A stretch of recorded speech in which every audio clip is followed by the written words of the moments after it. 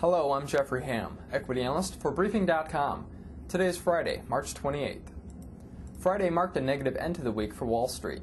Stocks fell due to pessimistic news out of the financial sector and warnings from a major department store. The S&P 500 retailing index and consumer discretionary sector were laggards after department store JCPenney issued downside guidance for its first quarter, which ends in April. The company expects earnings of 50 cents per share versus the 75 cents per share consensus estimate. The company cited weak sales through the Easter holiday and noted its customers are feeling negative macroeconomic pressures from many areas. Apollo Group was the worst performing consumer discretionary name. Traders were disappointed with the for-profit education provider's earnings report. The stock plummeted 27%, which is the largest decline in the company's history. Financials once again garnered the market's attention and traded in choppy fashion. The sector was a leader in the early going after Lehman Brothers was upgraded to buy from hold at Citigroup. Citi said Lehman had plenty of liquidity, which helped ease fears that Lehman would collapse in the same manner as Bear Stearns. Financials were unable to hold their gains, however, as traders digested negative comments from Oppenheimer. The firm said that Banks' earnings do not support the current level of dividend yields.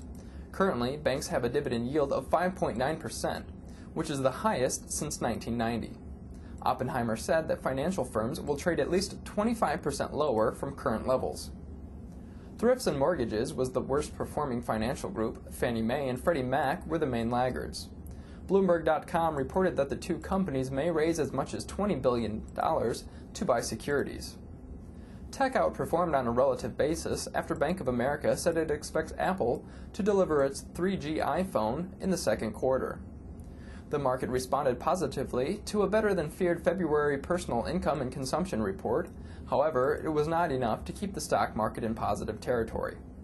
Personal income rose 0.5%, which topped the consensus estimate of 0.3%. Personal spending met expectations with a 0.1% rise. However, it is the lowest level since September of 2006. The core PCE deflator, one of the Fed's favored inflation measures, met estimates with a 0.1% rise. Adjusted for inflation, income rose 0.5% and spending was flat. Commodities as a whole saw selling interest, with the CRB index dropping 1.4%. Crude oil got clipped on news that oil is now flowing through an Iraqi pipeline that exploded yesterday. Oil closed down 2.3%, but still finished the week with a healthy 3.2% gain. For the week, the stock market fell 1.1%. The quarter ends on Monday, and the stock market is set for its largest quarterly decline since 2002. I'm Jeffrey Ham for Briefing.com. Thanks for listening and have a great weekend.